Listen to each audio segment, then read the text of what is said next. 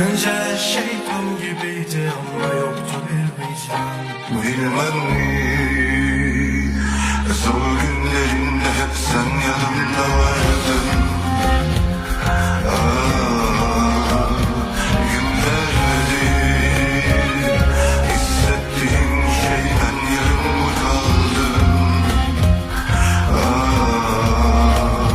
Haydi dünya hep zamanla tecrübeyle sabit olsun.